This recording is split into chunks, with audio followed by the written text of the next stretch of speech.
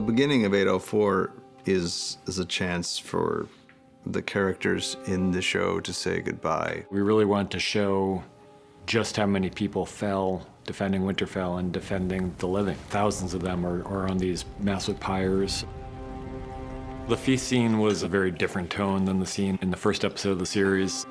Everyone's thinking about what they've just seen and the people they've lost. They've just burnt their comrades' bodies, so it's, you know, it has that kind of appropriate, dark, somber beginning. Dany kind of structures the feast scene in a way. I mean, she's really the person whose emotions and choices are guiding the scene. And things start to shift a little bit when Daenerys calls forward Gendry and names him the new Lord of Storm's End. Gendry.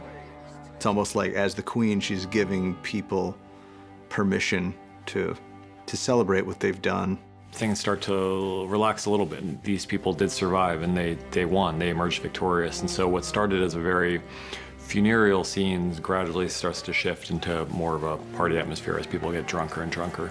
That shift does not happen with Daenerys. She's scarred by the events that just took place, but she's also very much thinking about what Jon Snow told her, and she's really shaken when she sees everyone celebrating with him and talking about what a madman and what a king he is for getting on a dragon. He has love and respect from these people that even with the gesture that she just made, she can't ever equal. She realizes that his true identity is a real threat to her if it comes out. So she's in a fairly dark place, and while other people are starting to try to celebrate their survival and their victory, Dany's not in a celebratory mood. After the feast, she comes to talk to him, and with the intention of making this all work out and of bringing things back to the way they were before. There's a moment where they're kissing, and it seems like things are kind of getting back to where they were, but it's almost as if he remembers all of a sudden what she really is. It's tense for him. For her, she grew up hearing all these stories about how their ancestors who were related to each other were also lovers, and it doesn't seem that strange to her. For him, it is a strange thing. Once Dany introduces the idea that everything can be as it was if Jon keeps this secret buttoned down and tells no one, she's introducing a conflict that plays forward. From his standpoint, he's already declared his loyalty to her. He's promised her, and he's a man of his word. But he's also, you know, a family man, and so the idea that he wouldn't tell Sansa and Arya about his true identity, it just seems very wrong to him. I've never been a Stark. He thinks he can have it both ways, that he can tell Arya and Sansa the truth about who he really is, and he can maintain his loyalty to Dany, and everyone's going to learn to live together. I need to tell you something. One thing everybody who comes into contact with this information seems to understand is how incendiary the information is. Sansa's left with a very difficult decision because she promises Jon that she won't tell anyone, and yet when she's sitting up there on that wall with Tyrion, she knows what will happen if she gives Tyrion this information. She's a student of Littlefinger, and she knows how information travels, and she can think many steps ahead into the game the way Littlefinger did, and know that if she tells Tyrion, it's almost impossible for Tyrion not to tell Varys. And if she I think these are all things that have been occurring to Sansa between the time we see her get that information and the time she passes the message on. Tyrion, what if there's someone else? I think the Jaime-Brienne relationship has always been fascinating to us because they're such dissimilar characters, and yet there's a real chemistry between them. Tyrion kind of calls out the elephant in the room, and it manages to drive Brienne out of the room, and in doing so, drives Jaime out of the room as well. Even as drunk as they both are, it's impossible for them to confront what they're doing with words, even as they're doing it, until the very end of the scene.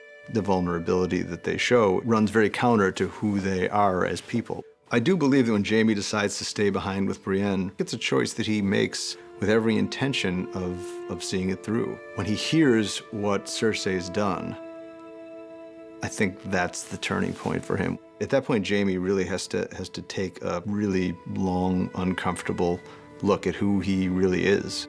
As much as Jaime cares for Brienne and admires her and loves her, he's got almost an addiction to Cersei that he just can't break. So even though he's given a kind of a chance at happiness and some kind of different life for himself, he he can't take it. He can't, he makes the choice to go back to Cersei.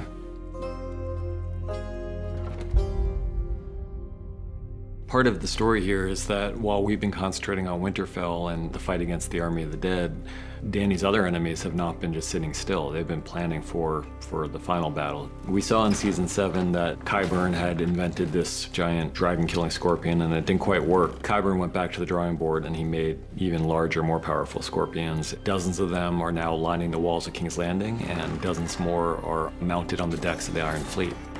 While Dany kind of forgot about the Iron Fleet and Euron's forces, they certainly haven't forgotten about her, and they're just waiting for her to come back. By this point, they would have gotten news that her armies emerged victorious and were going to head south, and so they're just waiting in ambush for her return.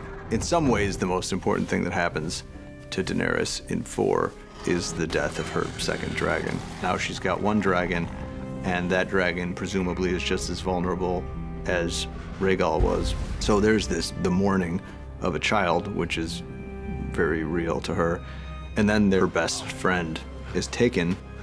Dany knows that once Cersei has Missandei, that she's not going to see Missandei alive again.